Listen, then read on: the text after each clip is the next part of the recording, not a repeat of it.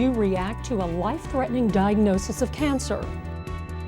Would you be in control of the cancer, or would the cancer be in control of you?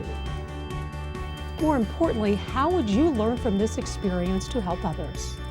My name is Lisa Kreitz, and this is my story. Is there anything in 2001 that you guys remember that just rings a bell? Any happy marriages? Absolutely 9/11, something that will live in infamy in this country, and our family was affected by that as well. Anything else in 2001? Anybody get married? Yes. You got married? Yeah. Great, 12 years, congratulations. Any happy divorces in 2001? You fired your husband? Good for you. You go, girl. I want to tell you about my 2001. In 2001, January of 2001, I was engaged. I was 34 years old. My first engagement, my first marriage, everything. So actually, I hadn't gotten married at this age. So my family was very, very happy that someone had finally decided to take me off their hands. I have 3 brothers, and they were like, "What are you thinking, dude?" So 2001 in January was a very happy time for my family. What was very happy quickly became a very sad time. In February 2001, my father was diagnosed with something called Mallory-Weiss syndrome. His esophagus, his artery in his esophagus tore, and he almost bled to death. He flatlined in the trauma center, and he was in ICU for 6 weeks. The doctor said if he lived, he would definitely be a vegetable. Luckily, for the grace of God and a lot of miracles, he lived, and he's still alive today. November 2001, I was finally married. Again, another very happy time in my family's life. What was a very happy time quickly became a very sad time. 2 weeks after I was married, my mother died in a car accident. Unfortunately, she pulled out in front of somebody. They T-boned her, and she was ejected from the vehicle, and she was dead on scene. And as you can imagine, that was a very, very difficult time for my family. I remember, first of all, being very, very traumatized. You're in shock, obviously. But I also had this overwhelming feeling of helplessness and a loss of control because I could do nothing about my mother's death. I never felt that again until 8 years later when I was diagnosed with breast cancer.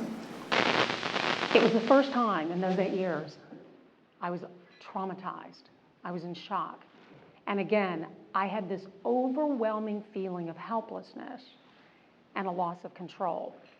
And what was worse, I didn't even have my mother here to help me through what I knew was going to be a life-changing experience as a female. Within a few days, I had met with physicians I never really wanted to meet, to be honest, all very nice, capable people. Of course, my primary care physician, you have this team, your primary care, your surgeon, your potential reconstructive surgeon, and of course my oncologist. And so basically, I asked Dr. Zim, I said, look, if I was your daughter or your wife, what would you tell me to do? He said, I would tell you, you have 2 options. He says, number 1 is a lumpectomy, and you would have chemo-based radiation, and you would take tamoxifen for 5 years. He said the second option is to do a more proactive, aggressive approach, is to go ahead and have a bilateral mastectomy. I knew I did not want this disease to affect me any longer than it had to. And I knew that every year I went to have a mammogram. If I had only done the lumpectomy and chemo-based radiation, every year I would be scared to death that breast cancer came back. And every morning I took that little anti-cancer pill called tamoxifen, would remind me that I'd had breast cancer. And we all have to do what is psychologically acceptable to us. So I ultimately chose a bilateral mastectomy. And it was interesting. I was 42 at the time. This was 4 years ago. And I was talking to my aunt, who was 72 at the time. She was so upset that I had chosen to have my breast amputated. Even though I was going to do reconstruction, she just couldn't understand it. She says, Lisa, as a female, she said, female as a breast, you just can't do that. And I said, Aunt Faye, we're from a different area. And I said, this is the bottom line. I said, I'm much more emotionally connected to my hair than that of my breasts. So if something was going to go, it's going to be the breast every time. So, I'm, vaguely awake, and I look up, and I was thinking, oh, my cousin. She's like 6 foot tall, blonde hair, so pretty. And all of a sudden, it was like, oh, I'm so happy to see my cousin. She looks so cute. Oh my gosh, she's got breasts and I don't. And it was my first touch with reality as to what had happened and the choices I had made to deal with my breast cancer. Don't get me wrong, I'm glad I made every one of those choices, but this is what happens. We're all in business here. You guys are all women in business. We go into the seriousness aspect, okay, let's get down to business. What do we need to do? How do we need to take care of this? Let's make the best decisions possible. I was in that mode. Everything happened so quickly. After my mastectomy was my first touch with reality. What had happened in the decisions I made? And the fact that my cousin still had breasts and I didn't. Albeit she has very, very small breasts, but she still had them and I didn't. When I was finally able to get out of bed, which really brings us to the whole focus of not necessarily that I had breast cancer, what I tried to do to make other breast cancer patients' lives a little easier than mine. Basically, I get out of bed, and mind you, before I had the mastectomy, my physician said, at least you're going to have drains when you wake up from surgery. Okay, have some drains. I didn't know that they were going to be drains that came out of my body and literally went all the way down to my knees. I had 4 of them, and so I'm literally walking around the hospital room like this, and I said, what am I supposed to do with these drains? He's like, I don't know. He says, tuck them in your underwear or something, these pragmatic pieces of advice. And I said, well, Dr. Diaz, when can I shower, and how do I shower with these?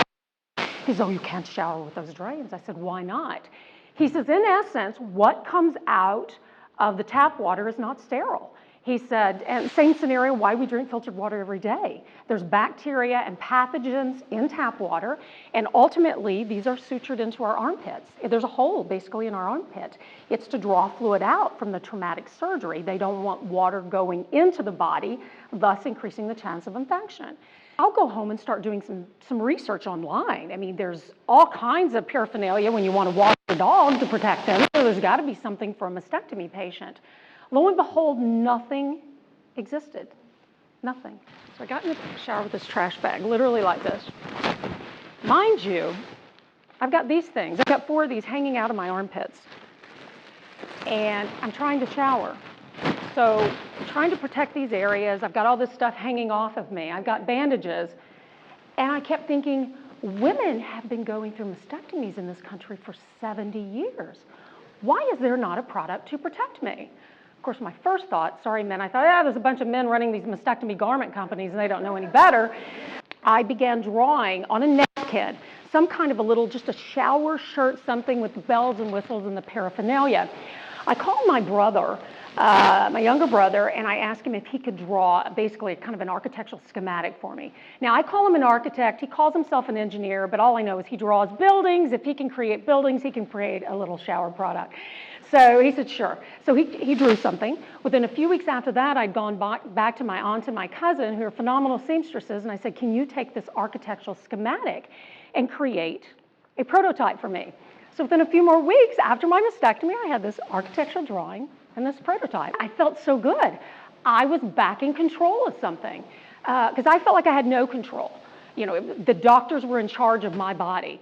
I was back in control of something. I was going to create a product for all these future breast cancer patients so they would not be reduced to a trash bag like I was.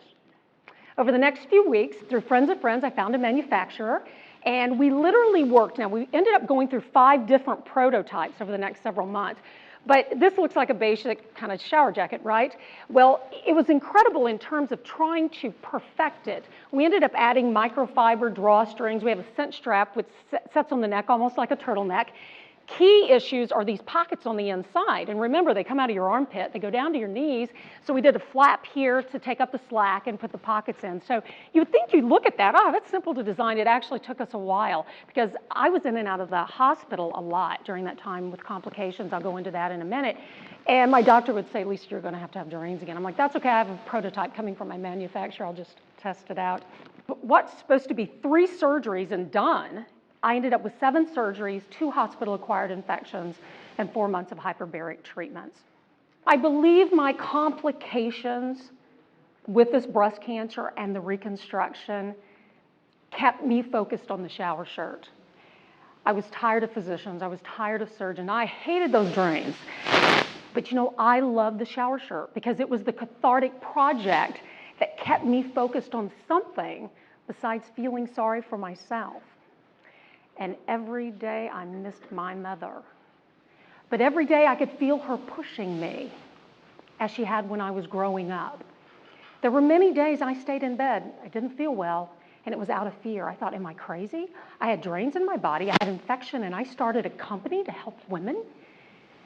And there were many times I cried and I said, I quit, I can't do this anymore. And I would hear this real peaceful voice in my mind, or in my head, Lisa, keep doing what you're doing. And I would say, but that's the problem, I don't know what I'm doing. Lisa, keep doing what you're doing.